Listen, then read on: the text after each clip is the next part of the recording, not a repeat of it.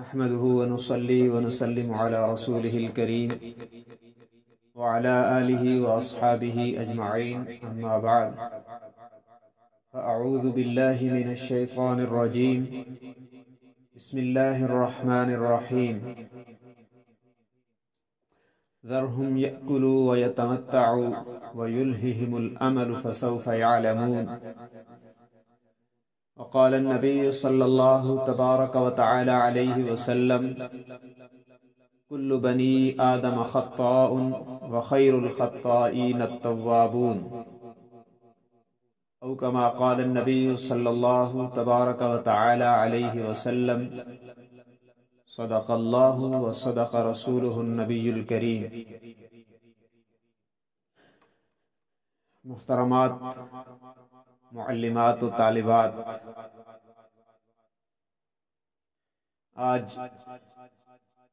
15 جنوری 2024 3 رجب سن 1445 ہجری ہم یہاں جامعہ ام حبیبہ للبنات بن حافظ جی میں دعوت و تبلیغ کی نسبت سے جمع ہیں. ماہ رجب اسلامی سال کا 7واں مہینہ ہے اور ہمارے درس نظامی کے تعلیمی سال کا آخری مہینہ ہے. گویا ہمارا تعلیمی سال اسی مہینے میں تکمیل کو پہنچ جائے گا، مکمل ہو جائے گا. یہ ایسے لگتا ہے کہ بس کل کی بات ہے کہ ہمارے تعلیمی سال کا آغاز ہوا شوال سے، اور ابھی وہ مہینہ شروع ہو چکا ہے جس میں ہمارے تعلیمی سال کی تکمیل ہو جاتی ہے. وقت ایسے برق رفتاری سے گزر رہا ہے کہ اب سال جو ہے نا وہ مہینوں کی طرح جلدی گزر جاتے ہیں، اور یہ قرب قیامت میں ایسا ہونے کا ہمیں بتلایا گیا تھا آج سے 1400 سال پہلے جناب نبی مکرم صلی اللہ علیہ وسلم کی زبان اطہر سے. تو اس سے ہمیں سبق یہ ملتا ہے کہ جیسے اب کل کی بات لگتی ہے کہ سال شروع ہوا اور ابھی یہ سال ختم ہونے کو ہے، اور ایک وقت آئے گا کہ آپ کا آخری پیپر ہوگا تو آپ یوں کہیں گے کہ اب سال ختم ہو گیا. یوں ہی ایک وقت آئے گا کہ زندگی ختم ہو جائے گی. ہم دن بدن موت کے قریب ہو رہے ہیں، آخرت کے قریب ہو رہے ہیں.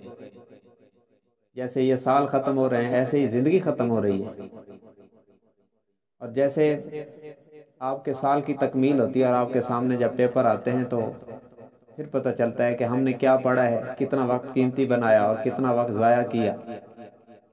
یوں ہی جب زندگی ختم ہوگی اور موت کے فرشتے آئیں گے تو پھر پتہ چل جائے گا کہ ہم نے زندگی ضائع کی یا اسے قیمتی بنایا.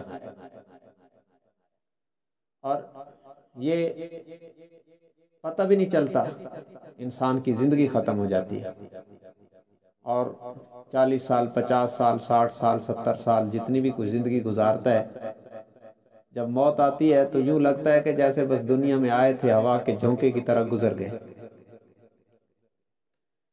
حضرت عائشہ رضی اللہ عنہ کے بھائی عبد الرحمن ابن ابی بکر رضی اللہ عنہما کی جب وفات ہوئی، انہوں نے حضرت عائشہ رضی اللہ عنہ نے ان کی وفات کے موقع پر کہا تھا، مشکات میں ہے یہ کہ کننا کندمان جزیمت حکبتا من الدہر حتی قیل لن یتصدع فلما تفارقا کانی ومالکا لطول اجتماع لم نبت لیلتا معا. یہ اشعار کہتے جس کا خلاصہ یہ تھا کہ ہم ایک لمبا زمانہ اکٹھے رہے بہن بھائی، اور جب موت نے جدائی ڈالی تو یوں لگتا تھا جیسے کبھی ایک رات بھی اکٹھے نہیں رہے تھے. تو یوں ہی موت جو ہے وہ جدائیاں ڈال دیتی ہے اور انسان کی زندگی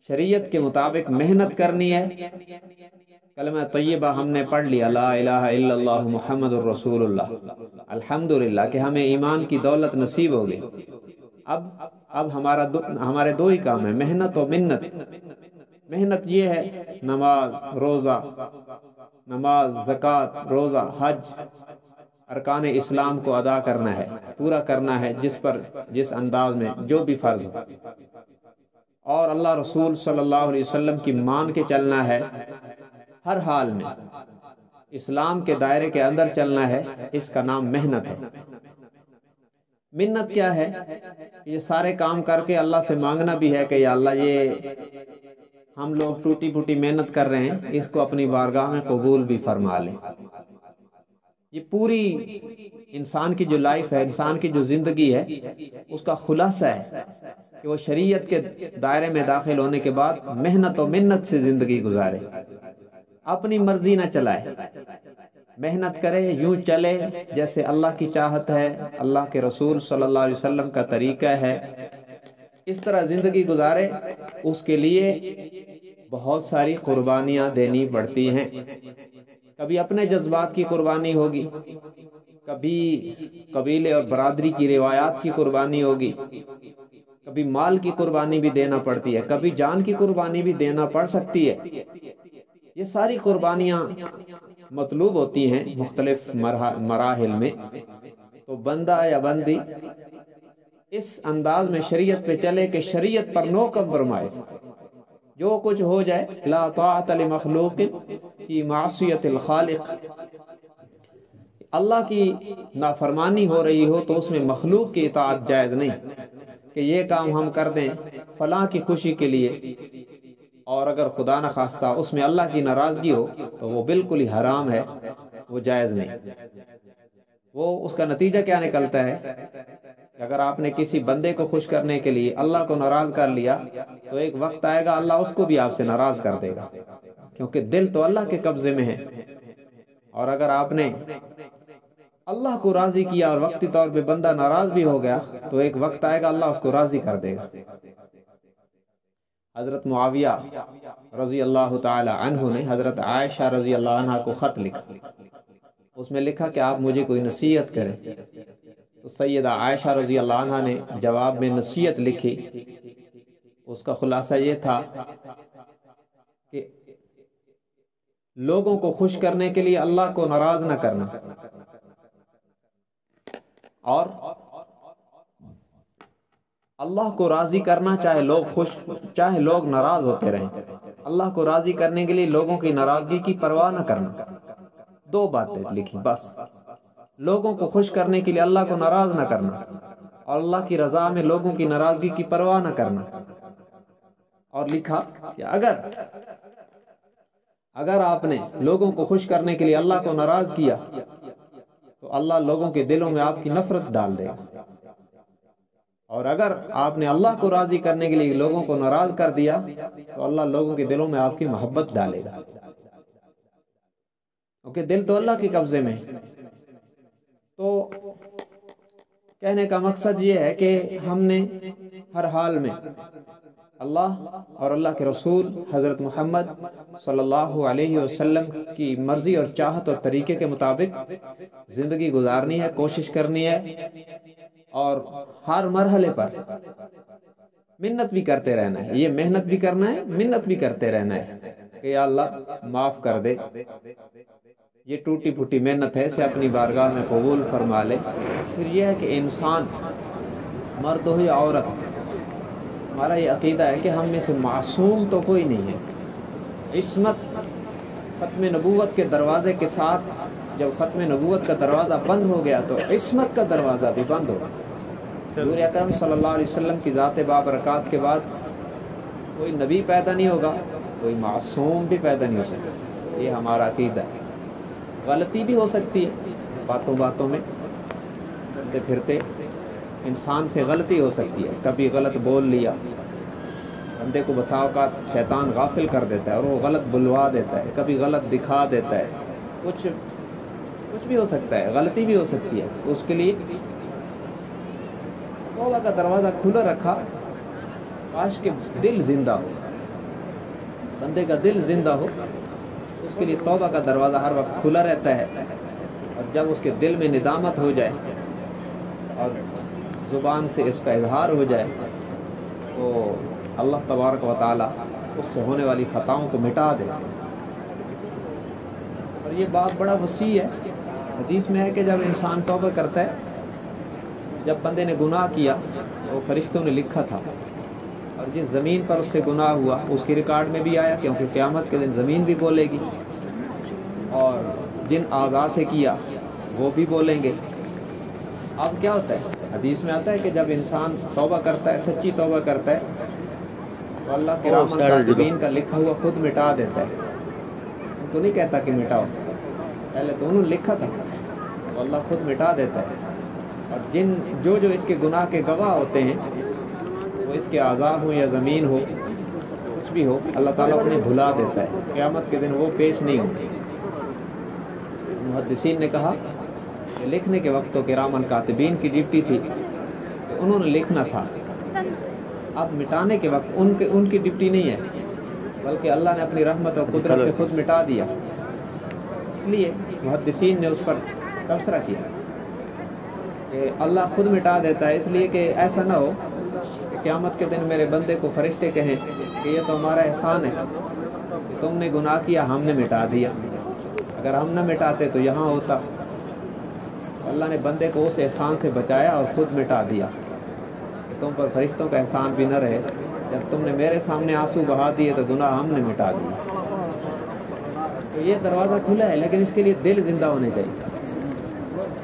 جب بندے کے دل میں ایمان زندہ ہوتا ہے اس کو گناہ اور ثواب میں فرق نظر آتا ہے، نیکی اور برائی میں فرق نظر آتا ہے۔ اور جب اندر کا ایمان مر جاتا ہے دل کی آنکھیں بند ہو جاتی ہیں، تو نیکی نظر نہیں آتی، برائی نظر نہیں آتی۔ وہ نماز پڑھے تو تب بھی ٹھیک ہے، نہ پڑھے تو تب بھی اس کے اوپر کوئی اثر نہیں ہوتا۔ جبکہ حدیث میں آتا ہے اذا سرت کا حسنتک وساءت کا سیئتک فانت مؤمن، جب تجھے نیکی کر کے خوشی ہو اور برائی ہو جائے تو پریشانی ہو تو پھر سمجھ کے تو مومن ہے، اور اگر نیکی کرے تو تب بھی اس کو کوئی اثر نہیں، اور برائی کر دے تو تب بھی اس کے دل پر کوئی اثر نہیں، تو پھر خطرہ محسوس کرے کہ کہیں دل میں ایمان کا چراغ گل تو نہیں ہو رہا۔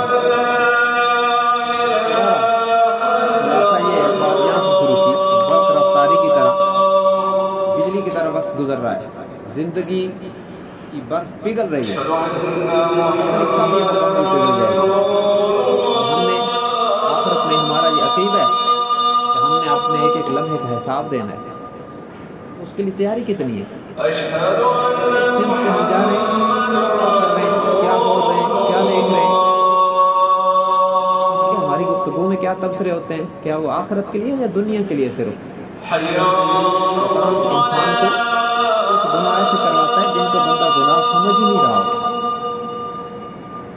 دو چار لڑکیاں مل کے بیٹھے، ایک پر تبصرہ کر دیا، وہ ایسی ہے، وہ ایسی ہے، وہ ایسی ہے، ان کو شیطان کہتا ہے کہ تم کوئی غلط بات کر رہی ہو، وہ ایسی تو وہ ہے۔ کہ غیبت تو اسی کو کہتے ہیں، بندے کے اندر کوئی برائی ہو اور اس کی پیٹھ کے پیچھے اس کا ذکر کیا جائے، اسی کو تو غیبت کہتے ہیں، یہی تو گناہ ہے۔ اتنا بڑا گناہ ہے کہ پورے قرآن حدیث میں کسی گناہ کے لیے یہ لفظ نہیں آیا، تو اس کے لیے آئے ایحب احدکم ان یأکل لحم اخیہ میتا کرہتموہ، کوئی بندہ پسند کرتا ہے کہ وہ اپنے مردہ بھائی کا گوشت کھائے؟ غیبت کو اس سے تعبیر ہے، جس کو آج کے معاشرے میں گناہ ہی سمجھتے ہیں، تبصرہ کیے جا رہے گناہ ہی نہیں سمجھ رہے کہ اس سے توبہ کی توفیق ہو۔ اس لیے ہمیں ہمارے پیغمبر صلی اللہ علیہ وسلم نے جو تعلیم دی ہے اور جو مختلف الفاظ کے ساتھ استغفار بتلائے، ان میں ایک استغفار یہ بھی ہے، استغفر اللہ ربی من کل ذنب اذنبته عمدا او خطأ سرا او علانیۃ واتوب الیہ من الذنب الذی اعلم ومن الذنب الذی لا اعلم انک انت علام الغیوب وستار العیوب وغفار الذنوب لا حول ولا قوة الا باللہ العلی العظیم، جس کو ہم 5ویں کلمے کے عنوان سے یاد کر رہے ہیں۔ بڑا جامع استغفار ہے، کبھی اس پہ غور نہیں کیا آپ نے؟ استغفر اللہ रब्बी मिन कुल्लि ज़ंबिन अज़नबतुहु, मैं अपने अल्लाह से जो मेरा रब है माफ़ी मांगता हूँ या मांगती हूँ हर उस गुनाह से जो मैंने किया, अमदन औ ख़ताअन, जानबूझ के किया या गलती से हो, सिर्रन औ अलानियतन, किया या एलानिया किया, और अतूबु इलैहि मिनज़्ज़म्बिल्लज़ी आलम व मिनज़्ज़म्बिल्लज़ी ला आलम, हर गुनाहों से तौबा करता हूँ या करती हूँ जिनको मैंने गुनाह समझ के किया या गुनाह समझ के नहीं किया। मुझे पता था कि ये गुनाह है, तब किया तो तब भी अल्लाह माफ़ कर दे, और मुझे नहीं पता था और वो गुनाह था मैंने कर दिया तो वो भी माफ़ कर दे। क्यों? इन्नका अंत अल्लामुल ग़ुयूब, या अल्लाह सारी गैब की बातें तो आपको पता है, हमें कहाँ सब पता है। इन्नका अंत अल्लामुल ग़ुयूब, आप गैबों के जानने वाले, और वसत्तारुल अयूब, आपने बावजूद इसके कि मैंने गुनाह किए और आपके सामने थे लेकिन आपने पर्दा डाला, वसत्तारुल अयूब, आपने पर्दा डाला, तो वग़फ़ारुद दुनूब, या अल्लाह आपने अब तक पर्दा डाला है तो फिर मजीद करम फरमा के माफ़ भी फरमा दे। ला हौला वला कुव्वता इल्ला बिल्लाहिल अलिय्यिल अज़ीम, फिर आपने आजिज़ी का इज़हार भी कर दिया, या अल्लाह नेकी करने की तौफीक और बुराई से बचने की हिम्मत, ये सब ख़जाने आपके पास हैं, मुझसे जो गलतियाँ हो गई वो मुझे माफ़ फरमा दे, आइंदा नेकियों की तौफीक दे दे और बुराइयों से बचने की हिम्मत भी दे दे।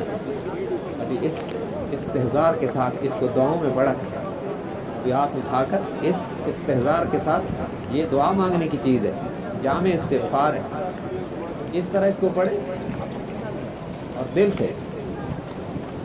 क्योंकि हदीस में आता है अल्लाह ताला गाफिल दिल की दुआ कबूल नहीं करता।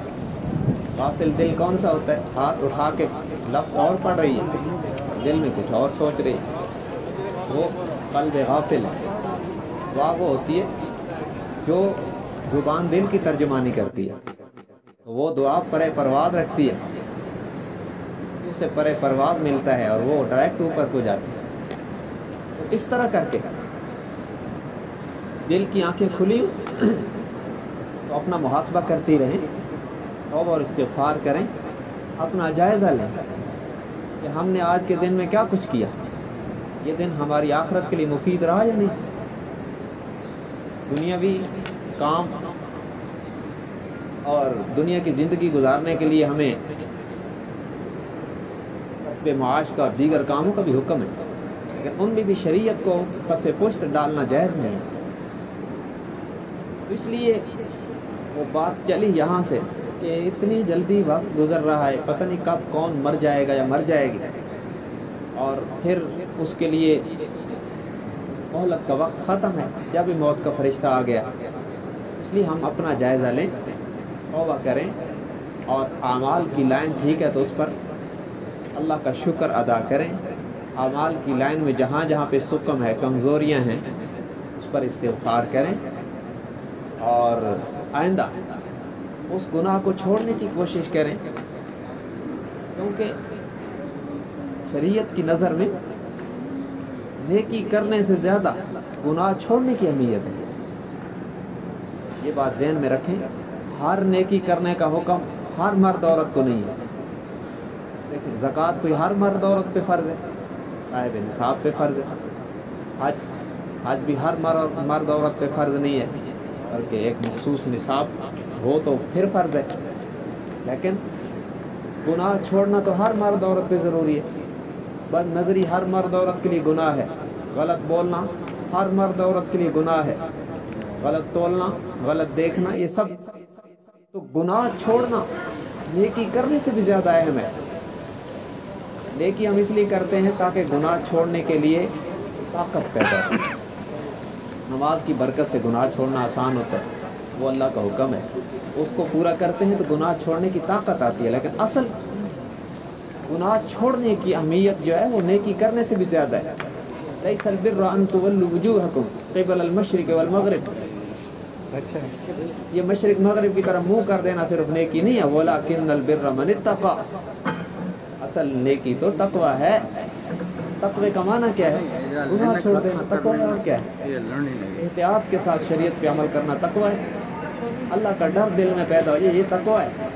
اور یہ مطلوب ہے، اس لیے گناہ چھوڑنا۔ ایک صحابی نے پوچھا حضور علیہ السلام سے کہ میری چاہت ہے کہ میں سب سے بڑا عبادت گزار بن جاؤں، حب ان اکون اعبد الناس، میں چاہتا ہوں کہ سارے لوگوں میں زیادہ عبادت گزار بن جاؤں۔ تو آپ نے فرمایا اتق المحارم تکن اعبد الناس، اللہ کی منع کردہ چیزوں سے رک جا، حرام کردہ چیزوں کو چھوڑ دے تو سب سے بڑا عبادت گزار بن جائے گا۔ وہ اللہ کے حرام کو حرام سمجھے اور اس پر اپنے آپ کو بریک لگا لے، سب سے بڑی عبادت۔ اور اللہ کی نظر میں مرد ہو یا عورت وہ پسندیدہ ہو جاتا ہے جب وہ اللہ کی چاہت پر اپنی چاہت قربان کرے، اللہ کی مرضی پر اپنی مرضی اور اپنی خواہش وہ قربان کرتا ہے یا کرتی ہے، پھر اللہ کی نظر میں وہ بندہ یا بندی پسندیدہ لوگوں میں شمار ہو جاتا ہے۔ اس لیے ہم اپنے آپ کا جائزہ لیں، یہ وقت یوں ہی گزر رہا ہے، گزر جائے گا، زندگی ایک وقت میں ختم ہو جائے گی۔ تو ہم اپنے رویوں کا اور اپنی طرز زندگی کا جائزہ لیں کہ ہم جو وقت گزار رہی ہیں وہ کس طرح کا ہے، اللہ کی مرضی کا ہے، ہمیں آخرت میں کام آئے گا، اس پر اللہ کا شکر ادا کریں، اور اگر اس میں کہیں نہ کہیں کمزوریاں ہیں تو اس پر استغفار بھی کریں اور تبدیلی لانے کی کوشش بھی کریں، پھر اللہ سے مدد بھی مانگیں۔